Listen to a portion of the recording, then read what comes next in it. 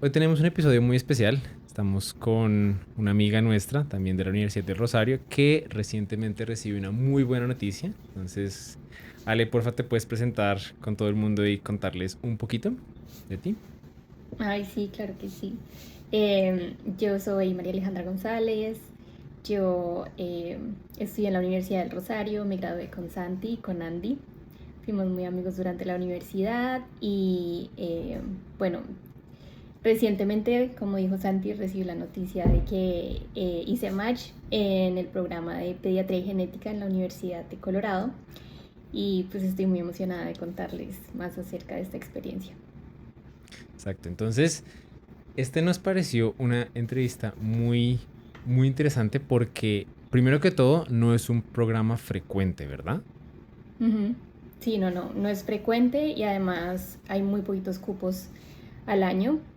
Eh, si no estoy mal, la universidad que más tiene cupos son dos cupos al año. Dos Entonces, cupos. las universidades son en total, cuando yo me presenté eran 16 universidades y todas tenían entre uno o dos cupos y incluso hay unas que tienen un cupo eh, cada, cada año, o sea, un año sí, un año no.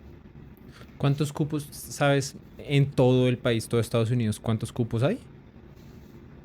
Si no estoy mal, 30. Uy, eso es Bien poquitos. muy Para Estados poquito. Unidos, Eso es increíblemente Sí. poquito. Entonces, la primera pregunta que yo te tengo, por lo menos, es, cuando tú te enteraste de esa cifra, ¿te desilusionaste? ¿Sentiste como, uy, esto lo veo muy de para arriba? Sí, total, total. Pues ustedes me conocen, yo toda la vida fui pues una amante de la genética, me fascina y pues me encantó que en Estados Unidos hubiera la posibilidad de hacer eh, genética con alguna otra básica, entonces sea o pediatría o medicina interna o ginecología de obstetricia. Entonces, yo me emocioné mucho porque realmente me gusta mucho la pediatría y me gusta mucho también la genética. Entonces, este programa es un programa combinado de 4 años. Entonces, intentamos combinar los 3 años de pediatría y los 2 años de genética, los 5 años los combinan dos. Ujú. Entonces, pues me parecía súper chévere, pero cuando me puse a mirar las estadísticas, los cupos que habían cada año, yo pues me desilusioné, yo no, ¿qué es esto?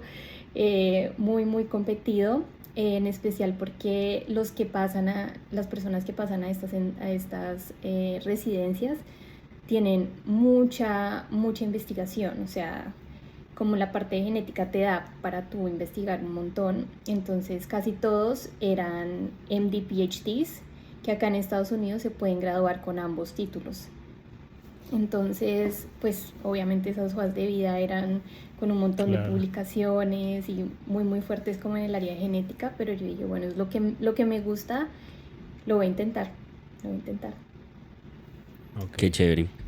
A mí me gustaría, pues, Ale, creo que dentro de lo que te conocemos inicialmente, tus planes no eran Estados Unidos, así como, por ejemplo, Santi lo tuvo en su momento, que en el pregrado se preparó, etcétera. ¿En qué Ujú. momento tomas tú la decisión de decir, bueno, quizá, obviamente entendiendo que genética aquí en Colombia no es como lo más fuerte que hay? ¿En qué momento tú haces el clic y dices, no, me voy a ir para allá? Estando acá, realmente estando acá. Ah, Pues, bueno. ¿Cómo así? pues bueno, para contarles a todos, yo me gradué del Rosario, me tocó hacer el año rural durante la época del COVID y después de eso, pues yo estaba convencida de que quería hacer investigación en genética. Entonces empecé a buscar ahí esta posición de postdoctoral fellow, que es como un postdoctorado, sea para graduados de PhD o graduados de medicina, y es enfocado a investigar y a ti como darte un entrenamiento en ciertas técnicas, en el área que quieres, que te interesa, que te gusta, y eso con el fin de más adelante, pues lo que tú quieras, si ser de pronto un PI, que es tener tu propio laboratorio, o irte al área de la industria, o de pronto, pues como nosotros, continuar en la parte de clínica. Entonces yo empecé a mirar laboratorios y yo dije, bueno, yo quiero algo en genética y pues tuve la suerte de que encontré este laboratorio súper chévere que hacía investigación en neurofibromatosis tipo 2. Qué chévere. Entonces yo dije como no, pues voy a aplicar a ver y pues obviamente los requisitos eran súper altos y que tenía que tener no sé cuántas publicaciones y un montón de cosas, pero pues afortunadamente como en la carrera teníamos este año de investigación, pues yo había logrado tener unas publicaciones durante ese tiempo y eso pues me abrió las puertas a, a esa posición y pues a venir acá. Entonces ya estando acá, yo me interesé por ir a la clínica y yo le decía a mi PI, pues si me das un tiempo, obviamente yo hago mis experimentos, todo, pero me gustaría mucho ir a la clínica. Entonces empecé a ir con una neurooncóloga a rotar con ella y me encantó. O sea, como volver a ver pacientes, ver allá cómo era el trato a los pacientes, como les ofrecían un montón de tratamientos, les daban oportunidad, pues era la parte de neurooncología, ¿no? Entonces hay un montón de ensayos clínicos y les ofrecían a ellos un montón, o sea, cosas que uno no veía en Colombia, ¿no? Como, bueno, no hay un tratamiento para esto, pero tú tienes estas características, estos criterios para hacer parte de este clinical trial o este. Entonces, como que les daban esperanza y eso a mí me pareció tan increíble. Entonces yo dije, no, pues hagámosle hacer los steps y ahí le empecé a escribir a Santi. Yo, Santi, ¿cómo hago para estudiar? Uno está muy perdido, pero pues fue ya estando acá que yo dije, bueno, voy a tomar la decisión de hacerlo. Eh, y, y fue cuando comencé a estudiar, pero definitivamente lo que tú dices, o sea, en la carrera no, en ningún momento yo pensé hacer los steps, incluso cuando me iba a graduar pensaba irme a España, incluso homologué mi título pues para irme para allá, de todo, pero fue más por mi trabajo que ya estando acá yo dije, bueno, yo soy médica, entonces pues quiero ser médica acá también. Qué chévere, Ali. A mí me gustaría, como antes de que hablemos de cómo fue la preparación para los steps y eso, volver a esa parte que tú dices de que entraste al postdoctorado, porque creo que no es algo muy común, ¿no? En general, Ujú. cuando uno ve las personas que van a Estados Unidos a investigar o algo por el estilo, lo suelen hacer en una figura completamente diferente. Y yo, cuando le he comentado a personas lo que tú hiciste, casi nadie tiene ni idea, uno, que eso existe y dos, cómo llegar a hacerlo. Entonces, Sí. ¿cómo hiciste la búsqueda de ese puesto? ¿Cómo fue como todo el proceso de la aplicación para llegar como a ese puesto del postdoctorado? LinkedIn. Por LinkedIn. Literal. Literal, por LinkedIn. Por LinkedIn empecé a buscar y en genética, es que acá se necesita muchísimo, muchísimo investigador, o sea, muchísimo porque, bueno, esta posición, como mencioné anteriormente, es un postdoctorado y más que todo la gente que hace postdoctorados son los que tienen un PhD, un doctorado. Entonces, aquí, pues en Estados Unidos generalmente es mucho más fácil tener un doctorado, irte para la industria, tener un muy buen salario y no hacer este tipo de cosas. El postdoctorado es más como para un entrenamiento académico, para tú tener más adelante tu propio laboratorio. Ujú. Y acá, pues la manera de hacer eso es escribiendo grants, que son em, como, sí, como unos contratos con el NIH y con todas estas diferentes empresas para tener recursos y pues ya con eso puedes abrir tu laboratorio, tener tu gente, sacar tus propias ideas, tus publicaciones. Entonces, sí, no es muy conocido, pero está necesitando muchísimo. Entonces, casi todos los requisitos decían MD/PhD, se necesitaba. Mm, Y pues lo que te dije, generalmente te piden una o dos publicaciones que tengas, obviamente idealmente en un journal internacional, por lo que ellos indexado. pues no saben realmente cómo comparar las publicaciones nacionales y todo esto. Pero pues sí, tuve la gran fortuna de que en el Rosario pues estuve en el SIGUR y es un grupo muy bueno que ellos solamente publican en journals internacionales. Entonces, sí, fue más aplicar, escribirle directamente al PI que es lo que siempre le digo a la gente, porque cuando tú, por ejemplo, te metes a LinkedIn y aplicas a cualquier link, te mandan a una página en donde tú pues pones tu hoja de vida, todo, pero siempre te preguntan la parte de la visa. Entonces necesita sponsor de visa y pues obviamente uno siempre pone sí. Y muchos lugares filtran por eso. Entonces, a mí en esos lugares que apliqué, en ninguno me llamaron. Fue más cuando yo busqué directamente.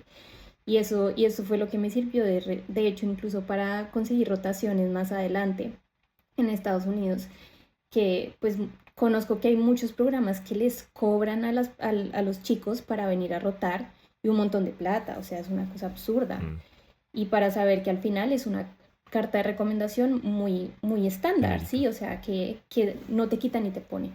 En cambio, si tú buscas y pues haces tu tarea de mirar un laboratorio que te guste, qué publicaciones han sacado, quiero ir allá porque tengo esto, esto, esto, te puedo ofrecer esto, esto y esto. Igual las rotaciones, mira, estoy muy interesada específicamente en este programa porque tiene esto, esto y esto. Pero porque si tú le mandas un correo generalizado a todo el mundo, o sea, ellos reciben correos de esos todos los días. Entonces, siempre y pues sería como mi recomendación, siempre en cualquier momento del proceso, con quien tú te vayas a comunicar, hacerlo siempre de manera muy personalizada, siempre mostrándoles que tú sabes de ellos, que has leído de ellos y que realmente tienes algo para aportarles. Entonces, pues fue así como conseguí esta posición aquí en la Florida. Ok. Yo me llevo dos cosas, creo que consejos clave hasta el momento. Número uno, tú ya estabas lista cuando llegó el momento. Eso creo que es un punto clave, porque uno siempre cuando está en la carrera, cuando está metido en tantas cosas y uno que intenta como optimizar todo, es muy fácil llegar y decir como, ah, luego investigo. Entonces me parece clave que uno, tú habías tomado la decisión porque tú más o menos sabías la dirección que querías tomar. Dijiste, no, yo quiero este año de investigación, quiero comenzar a formar mi hoja de vida, a comenzar a tener mis publicaciones. Eso creo que es un punto clave, porque mucha gente creo que le pasa lo opuesto. Llega y dice, me quiero ir para allá, ve los requisitos y dice, ay, bueno, me toca ponerme a investigar aquí y se comienza a pasar el tiempo. Entonces creo que es un punto Sí, clave que veo en la historia. Y el segundo punto clave es, hiciste la tarea. Creo que eso es fundamental. sí. Te quería preguntar de ese punto específico como lo técnico, o sea, como digamos que yo quiero hacer lo mismo. Exactamente, porque uno dice, "Ah, hay que buscar, bueno, pero ¿cómo se busca? O sea, digamos que yo quiero investigar, no sé, en cardiología. ¿Cómo Sí. buscaste? ¿Cómo, o sea, qué te metiste? Eh, Me metí a LinkedIn. Todo Ah, el mundo siempre me pregunta cómo yo LinkedIn. LinkedIn y tú buscas postdoctoral fellowships y hay en todas partes que tú quieras. Pero pues lo importante es tú buscar la especialidad que te interese, porque yo sabía desde un comienzo que yo, si hacía investigación o si continuaba en la clínica, siempre iba a ser con la parte de genética. Entonces no te sirve de nada si te metes a hacer genética, pero al final quieres hacer, no sé, geriatría u otra cosa que ujú. no esté muy relacionada. Entonces, por ejemplo, si te gusta cardio, hay un montón de laboratorios que investigan temas de cardiología, entonces podrías meterte y generalmente sale el laboratorio y el lugar donde está. Entonces, por ejemplo, te quieres ir, no sé, al Massachusetts General o algo así. Entonces, te sale el laboratorio, el hospital, cuáles son los requisitos que te piden y generalmente hay un link para uno aplicar general como cualquier otra persona y generalmente muestran también el email del PI.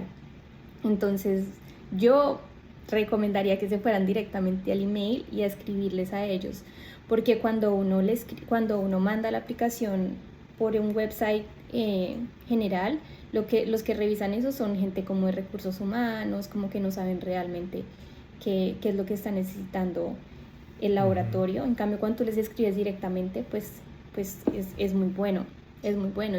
También recomendaría, por ejemplo, Twitter es una herramienta también muy buena y generalmente después del match se abren un montón de posiciones de investigación de toda la gente que hizo match y es un buen recurso también para uno meterse y pues conexiones, ¿no? Entonces si conoces a alguien que esté allá investigando, decirle, bueno, tú sabes si un laboratorio o tu laboratorio está buscando gente y pienso que así es como la mejor forma. Ok, perfecto. Entonces, con eso dicho, tú ya estás allá, ya estás haciendo tu Research Fellow, ¿cierto? Que es el otro nombre, ¿no? Postgraduate Research Fellow. ¿Sí? Postdoctoral Fellowship. Postdoctoral Research Fellow. No Ok, le bajé sí, el título. es verdad. Y dices, listo, quiero meterme con todo acá, me toca hacer los steps. ¿Qué tan traumática fue esa preparación? ¿Qué tan Uy, difícil? no. Cuéntanos toda la experiencia, qué harías distinto, todo el cuento. Bueno, lo primero es tomar la decisión. Ujú.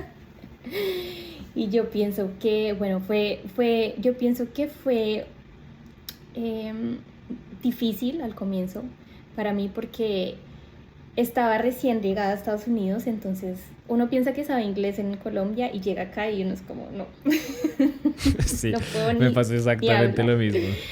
Yo llegué al laboratorio y yo decía, es que yo no sé ni siquiera cómo decir, cómo llamar una pipeta. O sea, yo decía, yo solamente señalaba. Yo como, This, that, use, ajá. y eso que yo pensaba que tenía buen inglés y el TOEFL como un B2 y de todo, pero uno realmente el día a día es complejo. Es Mm, complejo. Entonces, eso de por sí toma un tiempo, como uno adaptarse a hablar con la gente, a expresarse. Yo me acuerdo mi primera lab meeting, que nosotros tenemos como unas reuniones semanales con mi laboratorio, y yo me acuerdo la primera vez que yo me sentaba a ver a todo el mundo y yo decía, no, o sea, me están hablando en chino. No entiendo nada.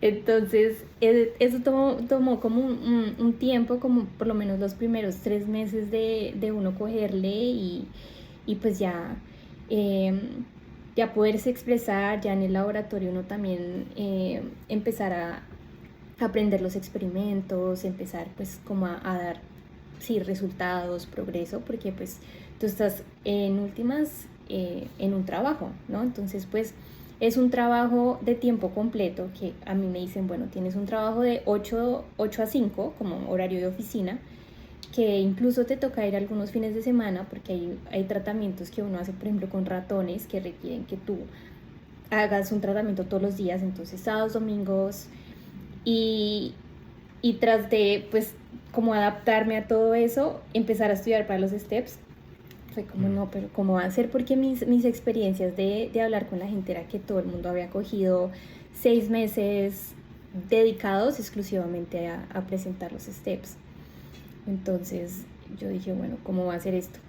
Entonces al principio sí, lo que dice Santi es un poco traumático porque uno está muy perdido. Uno en la universidad estudia eh, unos temas específicos, sí, dependiendo de la rotación en que uno esté, dependiendo de la materia que uno vea, pero nunca te preparan para un examen así, como un examen con tanto tema de tantas cosas y más que uno ya pasó todas las básicas, yo ya me había graduado, ya yo había trabajado como médica, me sentía bien en la parte clínica, pero en la parte básica yo no me acordaba mucho, o sea, ya habían pasado que 6, 7 años desde mm. que en primero veíamos bioquímica. Entonces, esa parte fue bien dura, pero es organizarse y al principio pues obviamente uno no sabe cómo estudiar, pero me acuerdo que te escribí y tú me decías como no, pues sale, ponte a hacer bancos de preguntas. UWorld para mí fue la herramienta número uno y si no tenía un concepto muy claro o lo que fuera, tenía ambos como de backup para, para revisar algunos temas o lo que fuera, pero preguntas y preguntas a diario.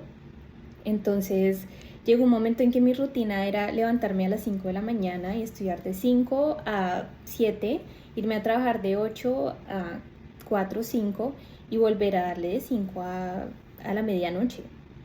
Tocaba, Ush, pesado. porque tocaba. O sea, no hay de otra, o sea, no hay de otra para uno presentar este examen. Entonces, sí, o sea, los fines de semana pues haciendo simulacros. Entonces fue sí, cambiar mi estilo de vida completamente para presentar este examen. Y ya, y sí, la gente me pregunta, pero ya, o sea, ya compré el UWorld, ya estoy haciendo preguntas, ya. Y yo digo, bueno, o sea, este examen ni siquiera es o sea, no te mide qué tan inteligente eres, no te mide realmente cuánto hayas aprendido o sea, en la universidad. Lo que te mide es tu consistencia y tu disciplina de uno sentarse y, bueno, me levanto, primera cosa que hago es hacer preguntas, o sea, sin pensarlo, sin mente, porque pues no hay de otra. Entonces eso fue un poco difícil, la verdad, pero pues ya saliendo del primer examen, que es como el coco, ¿no? Como que pues es un examen de 8 horas, ya uno dice, bueno, ya tengo las bases, ya me tengo que pensar a preparar para el segundo, porque si no pierdo esta rutina que me ha servido y pues volver a comenzar es muy duro. Ahí yo tengo varios comentarios y preguntas. La primera, ¿cuántas preguntas estabas haciendo más o menos por día?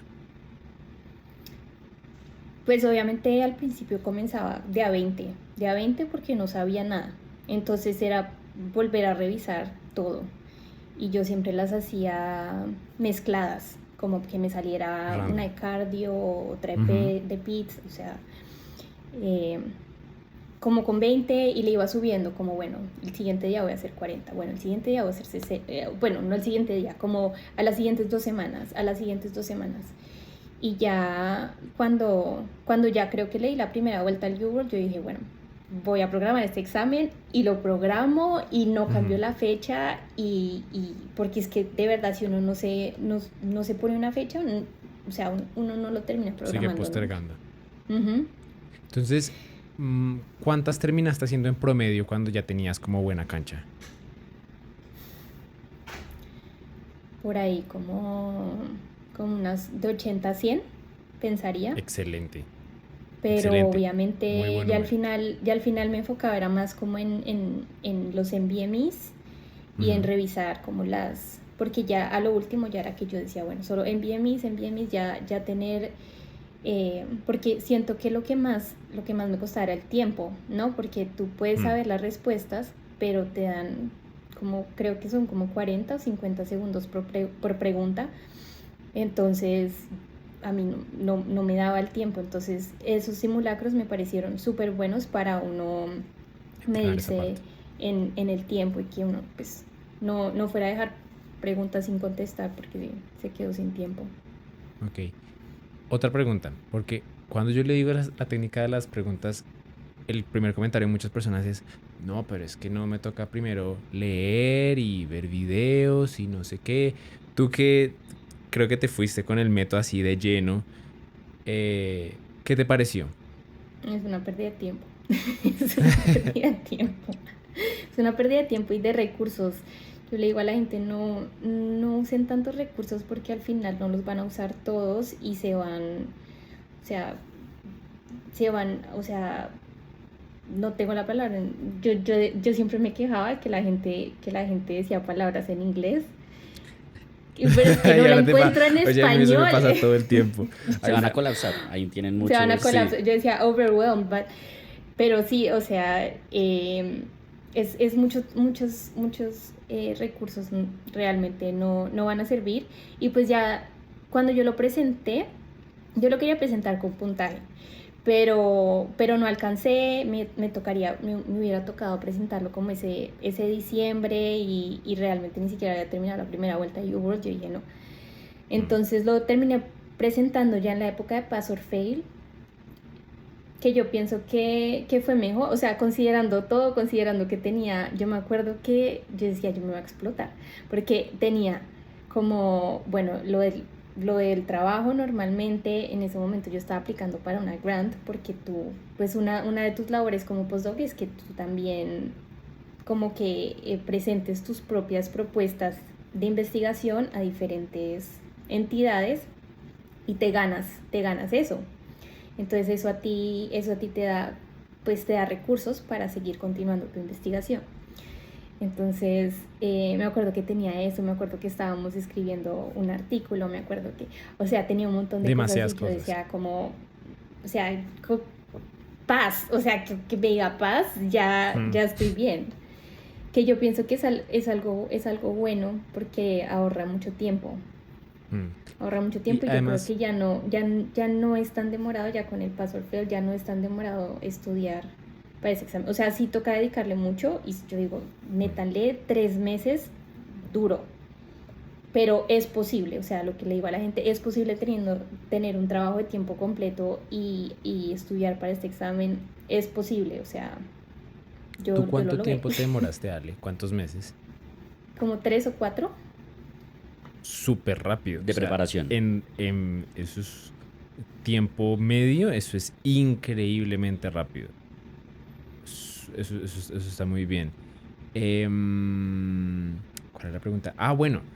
Entonces, esto me gusta lo que contaste porque efectivamente demostraste que se puede, pero que también que es difícil. Creo que es una cosa que uno a veces intenta buscarle como el atajo, como la frase típica. Ahora a mí me pasa lo mismo que a ti te pasa de que yo decía, quiero aprender muy bien inglés. Entonces me pegué la mera estudia de inglés y ahora no sé ni hablar ni inglés ni español porque se me mezclan las palabras de los dos idiomas. Em, pero hay una frase en inglés que es have your cake and eat it too. Entonces todo el mundo quiere conseguir puntaje sin sacrificar su vida. Pero a veces hay condiciones en donde efectivamente es difícil y se supone que es difícil porque pues si fuera fácil todo el mundo lo haría. Entonces creo que tu historia es un buen recordatorio de eso, de que a veces hay periodos de la vida donde si uno quiere conseguir metas bien difíciles y tiene un horario constreñido, pues ahí es importante dar ese paso extra que la mayoría de la gente no está dispuesta a hacer. Yo tenía una duda, pues como para ya puntualizar, te iba a preguntar un poquito como lo del pass and fail, ya más o menos nos diste luces de que te parece mejor, ¿cierto?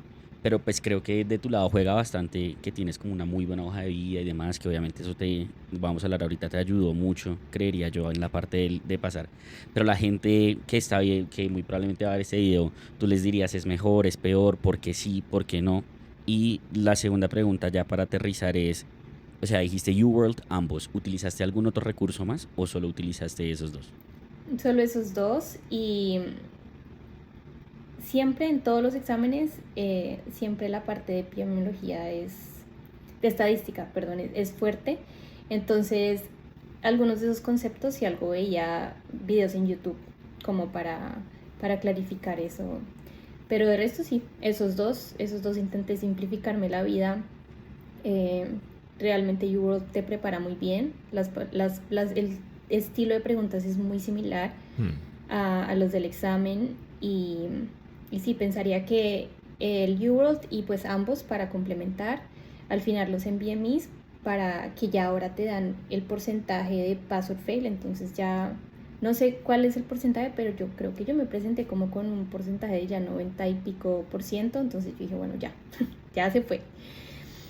Eh, y también el USMLE, la página, tiene un free 120 que Free a mí me 120. sirvió Ujú. mucho porque yo nunca había ido a un Prometric. Entonces tú tienes la opción de hacerlo online en tu casa o de ir a hacerlo en el sitio donde realmente vas a hacer el examen. Entonces yo me fui para allá con el objetivo de saber a qué me iba a enfrentar, ¿no? Cómo era el sitio, qué tipo, porque uno tiene que llevar como ropa que no tenga bolsillos, que no tenga Ujú. muchas cosas como para que uno no pierda tiempo cada vez que sale y entra y que lo vuelvan a requisar. Como qué tipo de snacks llevar y todo eso, pues a mí me sirvió mucho y yo lo recomendaría, creo que tiene un costo, adicional, pero vale la pena como para uno saber, que no sea una sorpresa el día que uno va al examen real y decir, bueno, este lugar qué es, no me preparé, no sabía qué traer. Entonces, sí, esos fueron mis recursos. Yo estoy totalmente qué pena ahí te interrumpo, totalmente de acuerdo. Si ustedes pueden hacer el Free 120 en el Prometric, yo se los recomiendo. Yo el día que lo fui a hacer me perdí. Entonces, si no lo hubiera hecho, me hubiera perdido el día del examen. Entonces, creo que eso es fundamental para que uno se pierda es el día del simulacro, no del examen. También, otra recomendación para los que vayan a hacer eso. Uno al principio del examen y al principio del Free 120 le aparece como un tutorial de 15 minutos. Que realmente es como utilizar la interfase, o sea, tampoco es que sea mucha ciencia, pero si uno se salta ese tutorial el día del examen, tiene 15 minutos más para su descanso, que uno puede utilizarlos como uno quiera. Entonces Sí, eso sí, también sí. es muy útil. Eso es un buen punto, sí. Muy, muy útil. Y sí, en general se acostumbran, bueno, cómo es esto, cómo son los controles. Para ese tipo de cosas creo que es increíblemente útil. Ahora sí, ¿qué Sí. estabas diciendo, Ale? No, Andy, ¿cuál era la otra pregunta? Esa era la última. La del pass and fail, Ah, como sí. tu opinión, como de sí. eso, en un escenario obviamente como el tuyo, o el escenario de alguien que quizá no tiene ese fuerte en investigación. ¿Es Y mejor, es peor? ¿Qué crees tú? Y si yo le podría añadir un matiz, hubo un comentario que todo el mundo estaba sacando cuando se instauró ese cambio y era, ya, tus chances de internacional con solo un pass son nulas. ¿Qué opinas de ese comentario? No.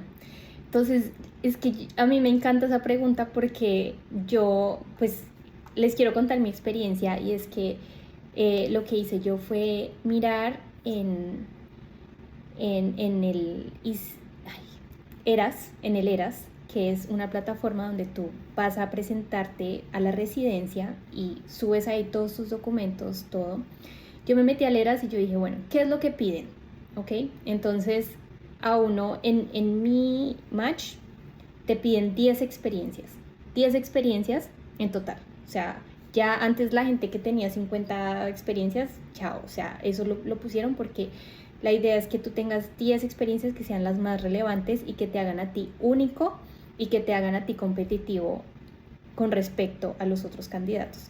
Oye, no tenía ni idea que eso era así ahora.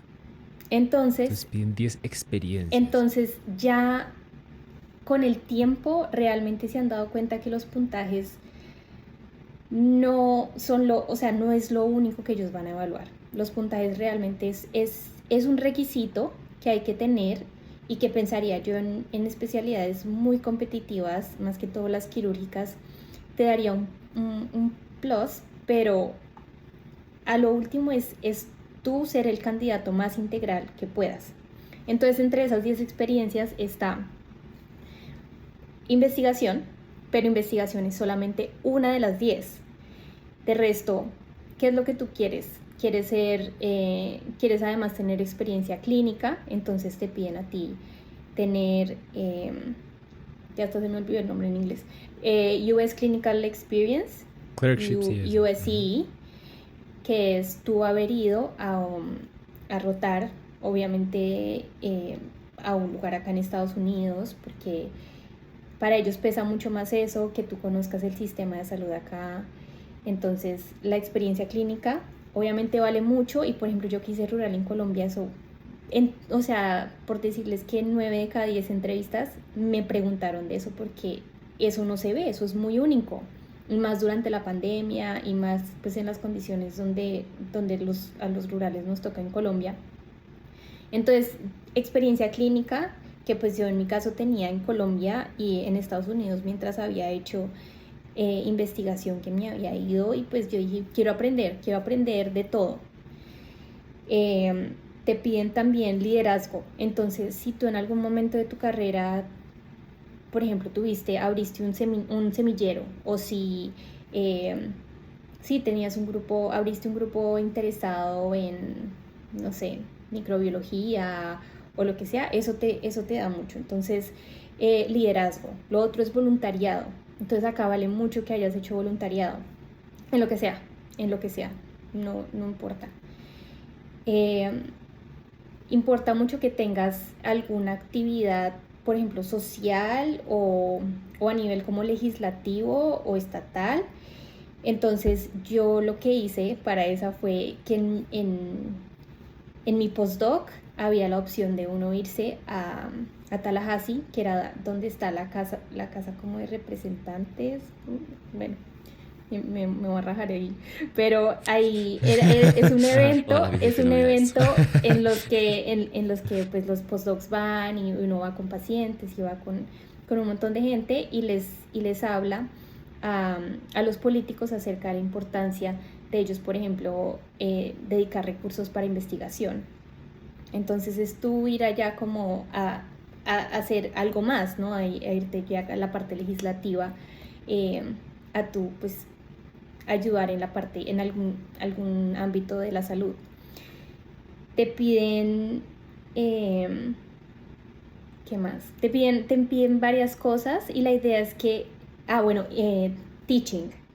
Teaching es súper importante, ¿En entonces serio? si tú fuiste tutor, por Docencia. ejemplo, en la carrera, o si más adelante enseñaste de alguna manera, eso también es una experiencia. Entonces yo intentaba tener como dos de cada una, o gente que, por ejemplo, pues durante la carrera le tocó trabajar en algún lado, cualquier otra experiencia laboral, así no sea relacionada con medicina, también la puedes incluir ahí, porque pues eso te hace único, así sea gente, mucha gente en verano le tocaba acá trabajar de mesero, ¿no? Entonces pues eso te da a ti eh, habilidades también de comunicación, de tú cómo tratar a las personas, entonces cada experiencia que tú tengas es única y al final lo que tú quieres no es solamente tener 10 experiencias de research, porque pues sí, o sea, sí uno ve y uno, bueno, pues esta persona es muy buena en research, pero ¿y qué más? Entonces quieren también ver una persona que sea líder, que sea una persona que también le guste enseñar, le guste hacer otras cosas. Entonces pienso que a lo último el puntaje sería más como para ellos tener como la seguridad de que tú vas a pasar los boards en un programa de residencias, por ejemplo, que en las últimas clases la gente de pronto ha perdido los boards o algo así, como que si ellos ven que tú tienes un récord de buenos exámenes, dicen, bueno, o sea, no nos tenemos que preocupar por ese lado porque ella probablemente si le ha ido tan bien en estos exámenes vaya a pasar los boards. Pero más que eso, no, es un requisito ya que hay que llenar y probablemente pase todo a ser paso fail en últimas. ¿Tú crees que el Step 2 le van a quitar el puntaje? Que si creo, no sé. No sé porque ese es como el único filtro que tienen, pero Mm, cada vez menos es importante el tema de los puntajes, pensaría ok. yo. Con el Step 2, ¿cómo te Yo creo que pena fue? ahí antes, Ah, yo bueno, creo que sí. un mensaje con lo que acaba de decir Ale, que creo que vale la pena que a todos les quede es, sí, o sea, como que uno, sí, obviamente el puntaje no es todo, pero dentro de esas experiencias, casi todas las que Ale mencionó, muchas las hizo en el pregrado, sin siquiera saber que Ujú, se iba a ir a Estados Unidos. Entonces creo que es ujú, mucho de lo que hemos dicho acá, uno que tiene que hacer lo que le gusta. Ale dirigió el semillero de investigación en la universidad, fue tutora de genética en la universidad, se metió a investigar genética en la universidad y todo eso le terminó sirviendo para pasar. Entonces como que no todo tiene que ser en el momento de decidirme a Estados Unidos qué me toca hacer ahora, sino yo todo lo que he construido antes, seguramente a lo que sea que yo decida hacer en mi vida, en este caso Estados Unidos, pues me va a servir. Sí, aprovechar las oportunidades que uno nunca sabe qué puertas le van a abrir a uno después. Ahora sí, step 2. Ahora en un canal de YouTube también si quieren. Es una muy buena Sirve, oportunidad. sirve, sirve. El Step 2 fue una historia muy bonita. Cuenta. Porque uno, pues uno ya había pasado el Step 1 que era pues un poquito traumático. Ujú. Entonces uno ya dice, bueno, si ya logré esto, pues el Step 2. Y el Step 2 me gustó mucho. O sea, es el examen de los tres que más me gustó porque es muy clínico. O sea, las preguntas sí son muy largas y tú te tienes que entrenar como para leer como las cosas medio importantes de cada pregunta y responder rápido. Pero me gustó mucho volver a aprender como la parte, los algoritmos clínicos, todo eso me pareció súper chévere. Y tuve la posibilidad de que en un laboratorio al lado mío estaba una chica de Venezuela que ella también había acabado de presentar el Step 1, pero realmente ahí no nos conocíamos y nos volvimos amigas para el Step 2.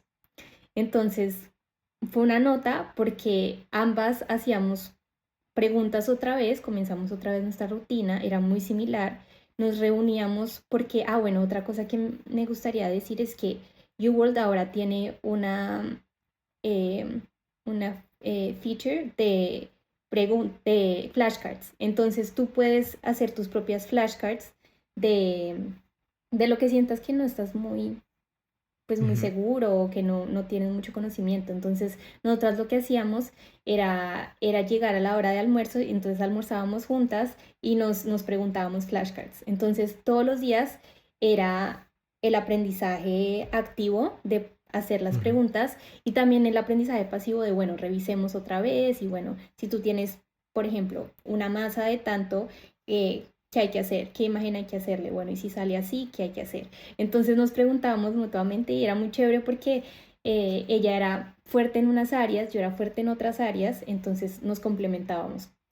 Y terminó siendo que yo dije, bueno, me voy a disfrutar esto, ¿sí? O sea, uno ve este proceso de los steps tan arduo, tan difícil, que todo el mundo dice que es horrible y realmente al final yo dije, bueno, me lo voy a disfrutar, voy a aprender, estoy feliz de que estoy aprendiendo lo que me gusta y me lo empecé a disfrutar y me terminó, o sea, lo saqué también como en 3, 4 meses, ambas lo presentamos el mismo día y nos fue súper bien a ambas, entonces pienso que uno tiene que quitarle tanto ese, pues como el miedo alrededor de eso y verlo más como una oportunidad de seguir aprendiendo, porque en medicina uno aprende todo el tiempo Mm. y verlo más por ese lado, como, bueno, retarme a mí misma, qué soy capaz de hacer y a mí me encantó. Entonces en un año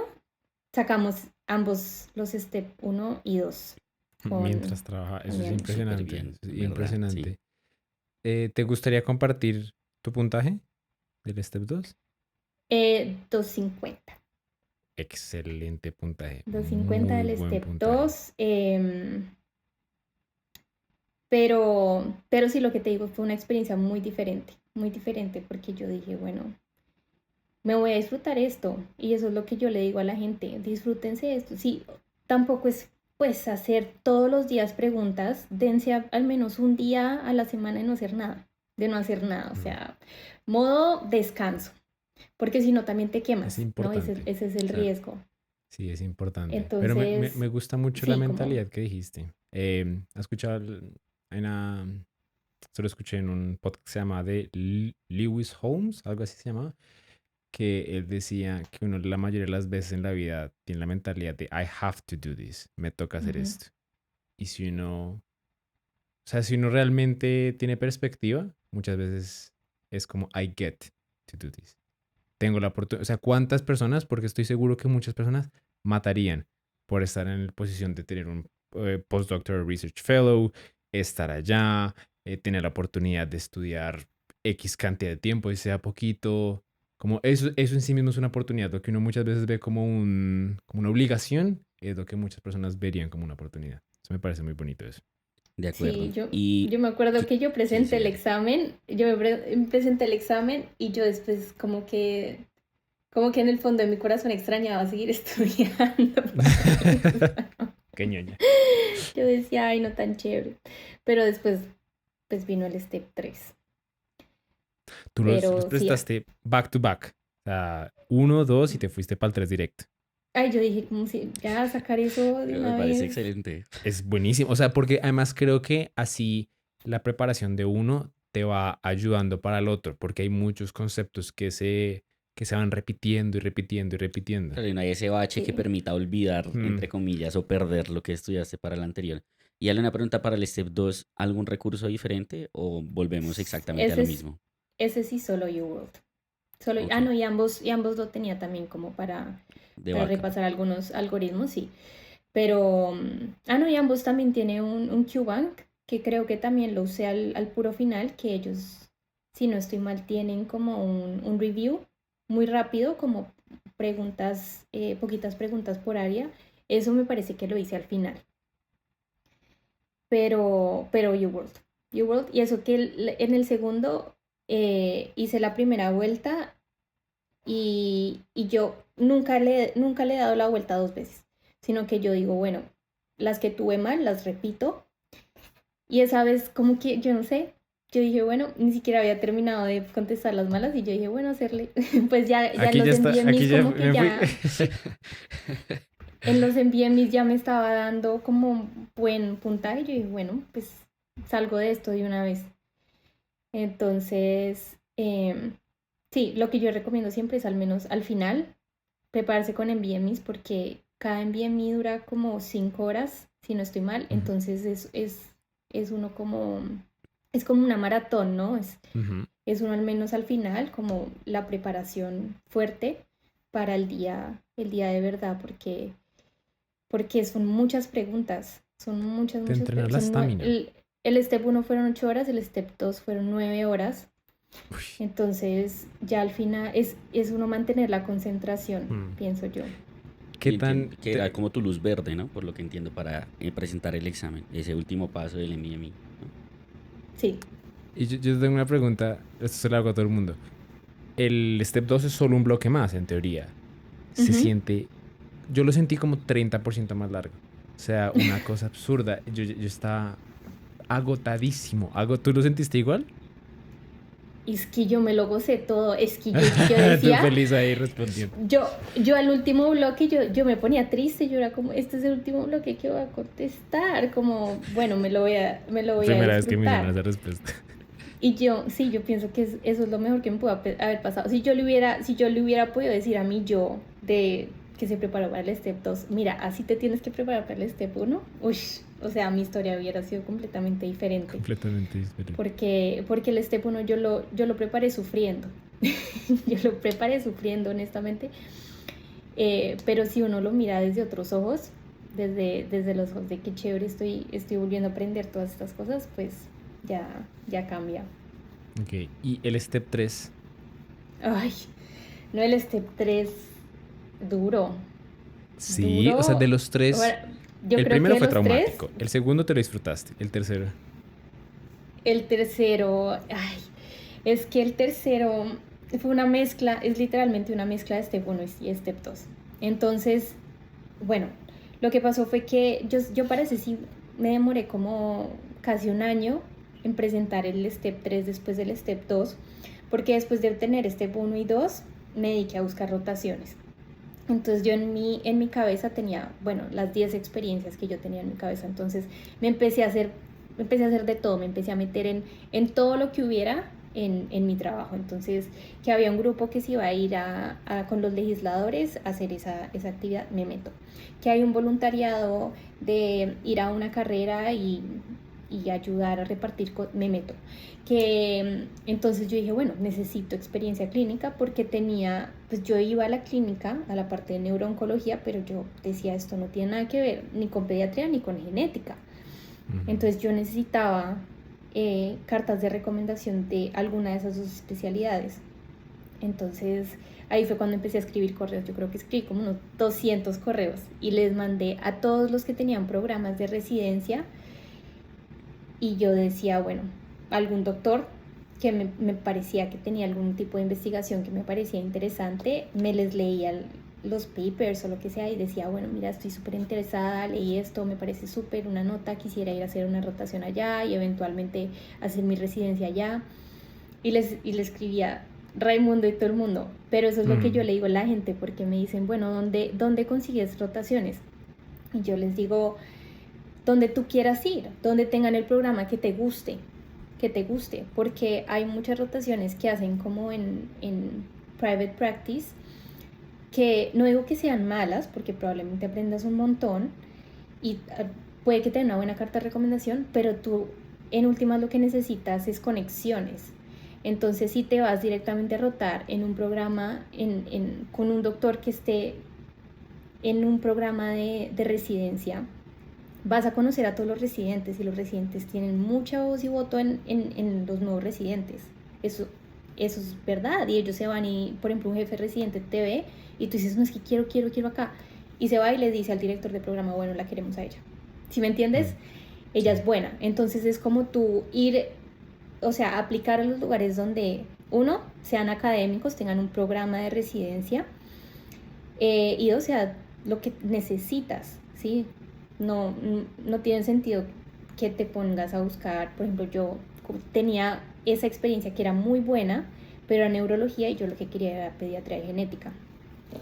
Entonces me puse a buscar rotaciones, fui a hacer rotaciones y después caí en cuenta que haciendo el Step 3 me podían dar no una visa J1, sino una visa H1B.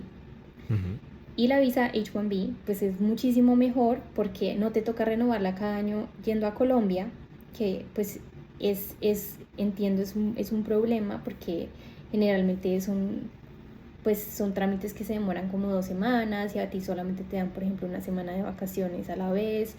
Entonces yo siempre veía que pues siempre había mucha inconformidad con eso, y además los 3 años que te piden de práctica rural, ¿no? Después de la residencia. Entonces yo dije, bueno, si lo único que necesito para la H1B es tener el Step 3, pues lo voy a sacar. Porque generalmente acá los residentes en Estados Unidos hacen el Step 3 el primer o el segundo año de residencia. Porque es un requisito para tú graduarte de residencia, pero no para ingresar. Como tal, para presentarte a residencia solo necesitas Step 1, Step 2, OET para los internacionales y el ECFMG, el certificado. Entonces, pues cuando me empecé a preparar fue como, ay, otra vez volver a la rutina, porque pues es una rutina, a lo último es un hábito uno ponerse a estudiar, entonces volver otra vez al hábito, volver a recordar las básicas de Step 1, la parte clínica pues me gustaba más y me sentía más tranquila en esa, pero tienen clinical cases, ¿no? Entonces es una plataforma donde a ti te sale un caso de un paciente y empiezas tú a mandar las órdenes. Entonces, ¿qué paraclínicos necesita? Y le empiezas a dar medicamentos. Entonces, le voy a iniciar tal medicamento, le voy a iniciar tal, o necesita interconsulta con tal. Y todo eso es en inglés. O sea, yo decía bueno, entonces fue más practicar todos esos casos. Pero sí, tú tienes que determinar con cada caso, bueno, lo dejo hospitalizado o lo mando a la casa o se va a unidad de cuidado intensivo, y te empiezan a salir como el paciente está muy mal, el paciente se está muriendo, y uno es como, ¿qué hago? Entonces sí, tú le das de todo y es como no le doy, ¿qué quieren? Y al final, sí, o sea, como que esa parte yo pienso que fue como la más challenging, porque era de práctica y muchos casos eran como que, bueno, respondí todo lo que hay que responder, pero entonces no le mandaste el screening, ¿no? Entonces no le mandaste que la mamografía, que no le mandaste la citología, que no le dijiste que tenía que comer más saludable porque el IMC estaba borderline. Entonces uno era como, ¿qué? Entonces te terminaba sacando como 50% en la pregunta por no hacer todo lo del screening, o que si tenía un STD que no lo habías reportado, porque todas esas son enfermedades de notificación. Entonces éramos como más la práctica. Y nada, y es un examen de 16 horas, creo. Son 7 horas el primer día, 9 horas el segundo día. Y el segundo día es el que tiene los casos clínicos. Entonces se me hizo pesado. Se me hizo pesado porque en esa época estaba con entrevistas. Entonces era prepararme para la entrevista, prepararme para el examen y más el trabajo. Todo eso junto. Ok, entonces ahí están los steps. Ahí está, creo que ya vimos mucho otro de la aplicación. Hablemos un poquitico de la parte de las entrevistas y eso. Por ejemplo, entonces tú ya aplicaste el match, ya tenías o sea, por lo que veo, tú ahí mismo viste, eras los 10... como los 10, ¿cómo se llamaban? Los 10, las 10 experiencias. Ahí tú mismo dijiste, listo, van a ser tan. Entonces ya tenías muy, muy programado en tu mente. Aplicaste y comenzaste. Bueno, primera pregunta. Ese periodo en el que comienzan a llegar las entrevistas, mucha ansiedad. Uy, ¿Se te demoraron mucho, por loquísimo. ejemplo? Es loquísimo porque en pediatría es particular. Pediatría es particular porque todas las especialidades, o sea, está la deadline de, a partir de este momento se cierran inscripciones de residencia. Y al día siguiente hay unas especialidades que empiezan a llamar a los candidatos. Pero pediatría tiene la regla que se tienen que tomar sí o sí 2 semanas completas para Ok. ver todas las aplicaciones, evaluar todas las aplicaciones y después de las 2 semanas considerar si te llaman o no. Entonces yo sabía que aunque todo el mundo pues en Twitter y todo decía, bueno, ya me llegaron 5 entrevistas hoy, y yo era como, no, pues tengo que esperar las 2 semanas, las 2 semanas, las 2 semanas. Entonces, ya pasadas las 2 semanas fue cuando me empezaron a llegar, pero yo, como hay tan poquitos cupos en pediatría genética, como les comentaba al principio, yo también apliqué solo a pediatría, porque en últimas decía, bueno, si algo, puedo hacer genética después de hacer pediatría. Entonces, pues para mi sorpresa, casi todos, pues como yo le había mandado tantos correos a Raimundo y todo el mundo, yo creo que a todos los directores de programa para ir a hacer rotación a principios de ese año, sí, a principios de ese año, muchos ya, yo creo que ya veían ese nombre y ya decían, no, ya la conocemos, ya, Está ella intenso. quería venir para acá. Sí. Entonces, como yo les había escrito a todos y casi todos, o si no le escribía yo a algún doctor, le escribía a algún residente. Entonces decía, entonces pues tenía como de cierto modo, como los de pediatría genética, o sea, sí, como que sabían quién era yo de mis correos. Entonces me empezaron a llegar las de pediatría genética. Y sí, una que otra me llegó también de pediatría, pero pues me alegró mucho ver que la mayoría era de pediatría genética y más porque toda mi hoja de vida estaba direccionada para ese lado. Entonces sí, me acuerdo cuando me llegó la primera, que pues yo estaba acá con mi hermana y empezamos a saltar y a gritar y yo decía, no lo puedo creer, me llegó mi primera entrevista. No, es muy emocionante, aparte porque uno se tiene que meter y la tiene que programar. Entonces te mandan la invitación y los cupos se van agotando rápido. Pero se supone que en pediatría ellos intentan ser más estrictos con eso, de que no dan más invitaciones de los cupos que tienen. Pero tú tampoco quieres ni Ser el muy último en programarlo. ni ser el último ni ser el primero, ¿no?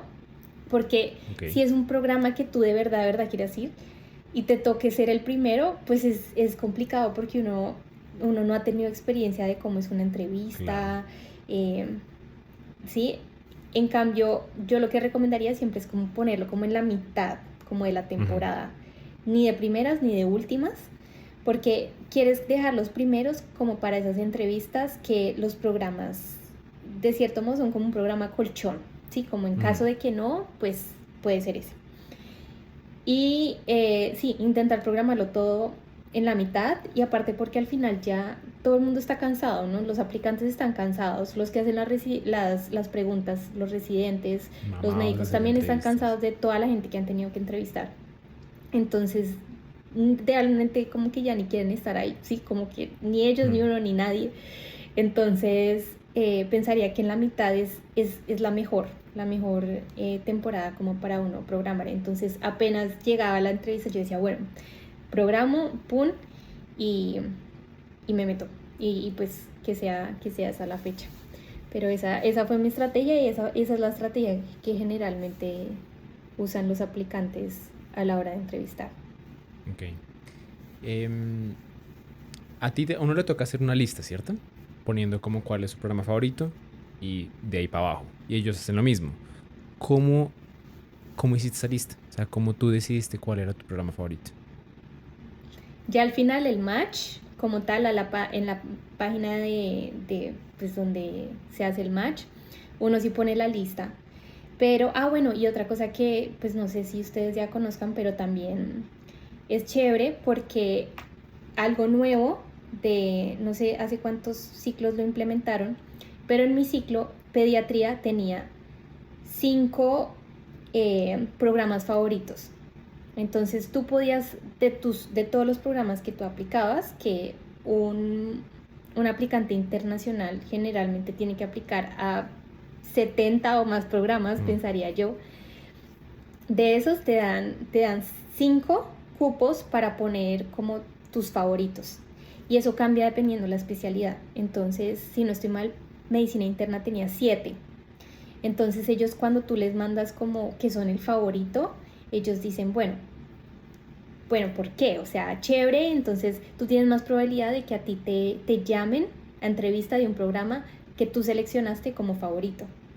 Entonces es una ventaja muy buena y uno también tiene que ser estratégico desde ese momento de no solamente escoger los favoritos, los 5 más top, porque pues uno entiende que esos son muy competitivos, sino también en esos meter por ahí 2 que tú sabes que tienen alto porcentaje de IMGs o que tienes más posibilidad de que te llamen.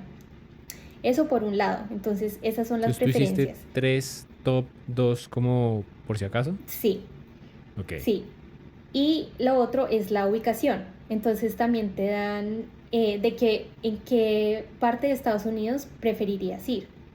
Entonces está dividido por muchas partes. Entonces, por ejemplo, Northeast, que sería como toda la parte de New York, Boston, todo eso. Y está, por ejemplo, la parte de South, está la parte de West, que es como California, todos esos. Entonces tú pones un lugar donde tú quieras ir. No, te dan tres áreas donde tú quieras ir. Entonces uno también tiene que ser estratégico con eso, porque tú dices, bueno, si ellos ven que tú les mandaste Signal, que es lo que yo les decía del favorito, y adicionalmente está en tu región preferida, las chances de que te manden una entrevista son mucho más altas. O sea, es que Claro. enredo. Ok, sí, ya entendí. Entonces está el signaling del sitio y también está como Geográfico. signaling geográfico. Están los dos. Toca que hagan Y también, match. Claro, sí, porque si yo quiero o sea, aquí. Claro, ok. y también te ponen qué tipo de área quieres. Si es rural, si es urbana o suburbana. Entonces, eso también, dependiendo de eso, pues también, porque hay unos hospitales que pues son más rurales, otros hospitales que están como en ciudades grandes, que ya serían urbanos. Entonces, pero es una estrategia muy buena porque, por ejemplo, yo de mis 5 signals, 4 me llamaron a entrevista. Entonces yo sí recomendaría mucho como, o sea, empezar desde ese momento, no a lo último como, bueno, cómo va a ser mi lista de match, sino desde el primer momento, pues incluso desde antes, desde cuando uno se ponía a mandar correos y buscar las rotaciones en donde uno quiere, empezar desde ahí, a hacer conexiones, a mirar a ver en qué lugar realmente quieres ir y pesa mucho en tu hoja de vida y en tu aplicación explicar el por qué quieres ir a tal sitio. Entonces pesa mucho decir que tienes familia, que tienes amigos, que tienes una buena red de apoyo que te va a ayudar durante la residencia. Entonces todos esos factores influyen mucho. Ok. Y ya, después de eso, pues sí, dependiendo de las entrevistas que te manden, y también es importante la entrevista. O sea, la entrevista también fue otro tema, aparte que yo dije, bueno, me lo voy a gozar, me lo voy a disfrutar. Y me encantó. O sea, de hecho, este fue mi mismo lugar donde hice todas mis entrevistas. Ah, siguen siendo virtuales todavía. Sí, siguen siendo virtuales. Mejor, ¿no? Hay unas que tienen como second views, que es como te invitan para ir a conocer el campus, a conocer la ciudad, pero son muy poquitos lugares los que los ofrecen. Hay unos programas, creo que son más los quirúrgicos, que ya están volviendo a hacer en persona, pero todas mis entrevistas fueron virtuales. Y pensaría que ahí también están intentando ver cómo arreglan eso, porque obviamente antes la gente, si recibía 20 entrevistas, decía, bueno, pues yo no voy a ir a 20 lugares, les voy a decir que sí solamente a 10 para programar sí están aceptando los todo. vuelos, los viajes a cada uno. Ahora pueden aceptar las 20 entrevistas, entonces claro. le dejan menos cupos a otras personas que realmente quisieran al menos una entrevista, ¿no? Es verdad. Entonces creo que eso lo van a limitar como el número de entrevistas a los que tú puedes asistir, pero por ahora creo que no han dicho nada. Ok. Pero sí, Alina, todas ahora fueron virtuales. la preguntita que te quería hacer era pues en relación a eso, o sea, como cuántas aplicaciones hiciste tú y cuántas entrevistas recibiste finalmente, ¿cómo fue el balance ahí? Apliqué a 80 programas, incluyendo los dos, pediatría y pediatría genética. Y recibí 24 entrevistas. Muy buen Muy buen ratio. porcentaje, ¿no? Muy buen ratio, sí. Pero, Ok. pero la mayoría fueron de pediatría genética. Ok. Pediatría genética Perfecto. porque pues mi hoja de vida iba direccionado para eso. Direccionada a eso. Yo tengo la Entonces, pregunta. Aquí pero pena. sí. No, termina. No, sí, pero también la parte de la entrevista también es importante prepararlo. Es importante De eso prepararlo era. porque uno, sí, pues uno nunca se ha enfrentado a una entrevista de este tipo. Y sí, así como están las preguntas que te pueden hacer en cualquier lado, que es cuáles son tus fortalezas, cuáles son tus debilidades, es siempre uno decir tu respuesta, ser muy honesto, ser muy auténtico en tu entrevista y, y siempre intentar voltear la pregunta y decir, bueno, no sé, si tu debilidad es que, no sé, llegues tarde a todo lado, es como no, pero recientemente he tomado un nuevo hábito y ahora me levanto 20 minutos antes y ahora gracias a esto estoy llegando más temprano, es algo en lo que estoy trabajando. Es importante que ellos vean eso, como que tú, a pesar de reconocer tu debilidad, estás actuando o haciendo algo para mejorarla. Entonces, es eso, es uno prepararse para ese tipo de preguntas, como a pesar de que, y te van a preguntar un montón, a mí me preguntaban unas duras que era como, bueno, ¿en qué momento de tu práctica clínica pensaste que actuaste erróneamente? ¿Y por qué? Entonces eran unas preguntas que uno lo ponían realmente a pensar. Entonces yo lo que hacía era, hay un montón de sitios web con cientos de preguntas y yo me ponía a practicar las preguntas, cómo las respondería, como para que no me tomaran por sorpresa en el día de la entrevista. Y nada, me ponía a practicar con amigos, con mi hermana, con de todo, porque uno a veces como que no hace ese trabajo de introspección de, bueno, realmente cuáles son mis debilidades y la gente que está al lado tuyo, tus amigos, tus familiares, sí saben. Entonces sería, no, pero, o las fortalezas, yo como, pues, ¿cuál será mi fortaleza?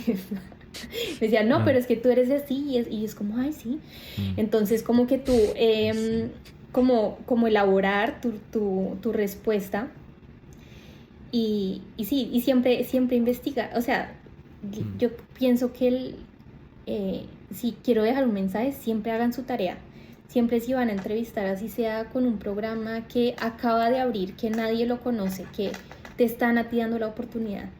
Entonces, tú siempre hacer lo mejor posible, hacer lo mejor que puedas, leer anteriormente, bueno, abrieron este nuevo programa porque se dieron cuenta que no sé, la población necesita más atención médica, porque abrieron una nueva área en el hospital y están necesitando más médicos y tienen tantos profesores que son excelentes y tú te vas, investigas y generalmente siempre te preguntan, ¿por qué quieres venir acá? Y no es tu responder lo típico, no, porque quiero ser un gran médico, no, quiero ir allá porque esto y esto que es único de este lugar y me encanta y siento que puedo aportar de esta y esta manera y mis experiencias, tanto acá en Estados Unidos como en Colombia, me hacen ser una candidata muy fuerte que les podría aportar muchísimo a su programa, porque también es una relación, ¿no? También ellos te van a dar un entrenamiento muy bueno, pero tú también tienes que demostrarles que tienes mucho para dar. Yo una pregunta. ¿Qué tanto tenías o qué tanto sentiste que tuviste que averiguar de cada programa antes de la entrevista? Así que te tenías que saber el pensum y que yo no sé qué y que el primer año me van a hacer esto. ¿Alguna vez te preguntaron a ese nivel? No, pero entre tú más elaborada tengas tu respuesta, mejor. Entonces, si miran a dos candidatos y este pues sabía mucho, es un plus muy grande. Pero o sea, generalmente las páginas de residencia tienen ya todo, te muestran hasta el currículum, te muestra qué tipo de rotaciones, acá generalmente hay pathways, entonces tú puedes hacer mientras haces la residencia un pathway em,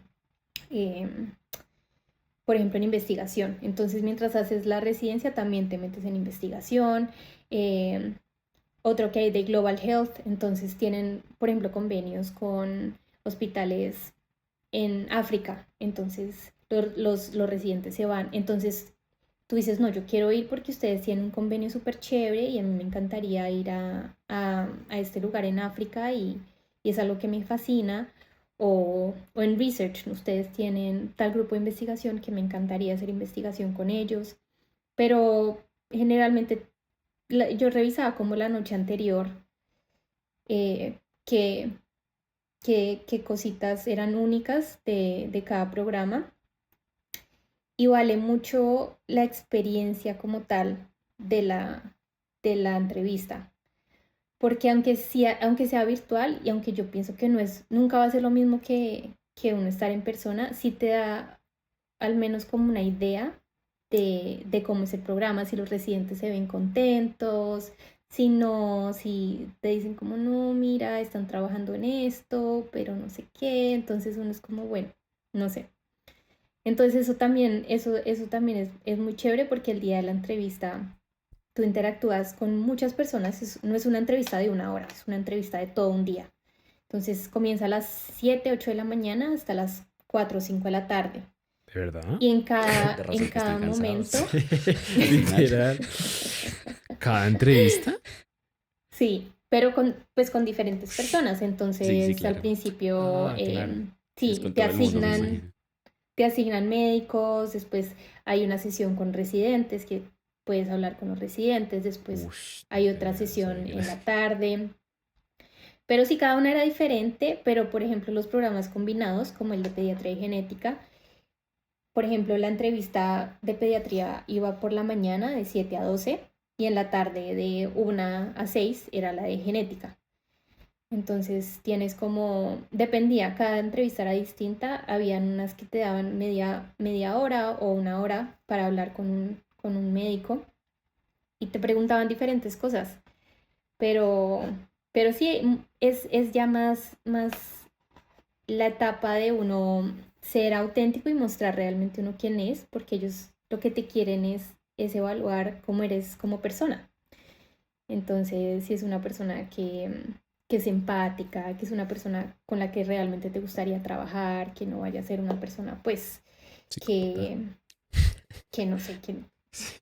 esté súper Ale. elevada y que es lo que él diga y no acepta que nadie le diga nada, porque ellos quieren ver que tú puedas trabajar en equipo.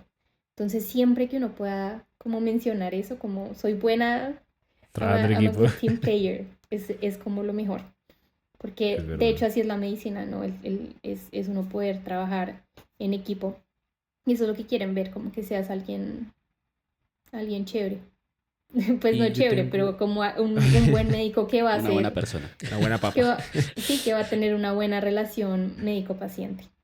Y yo tengo una última pregunta de la entrevista. Aquí, por lo menos las entrevistas de Colombia, siempre está, no falta esa pregunta como de situación actual, como que llegan y preguntan de, no ¿Qué opinas de la sé, de la reforma de salud? reforma de la salud, reforma Eh, pensional. Allá hacen el equivalente, como, ¿y qué opinas de las elecciones presidenciales, Biden, Trump, algo, con Israel, no sé, meten algo de eso? No, de hecho eso está prohibido y uno lo debería reportar. ¿Qué O sea, va a ti de no te pueden verdad? hacer ni preguntas personales, o sea, ni siquiera como tú que tienes planes de tener hijos durante la residencia o algo, ellos no te pueden hacer preguntas así.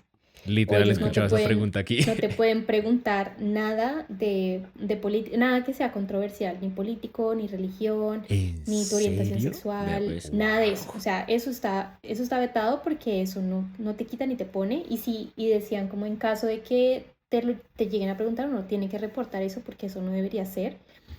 Y uno, y uno como intentarles devolver la pregunta como, bueno, ¿y eso qué, ¿Por o qué? sea, eso en qué sentido me va a hacer mejor residente, ¿sí?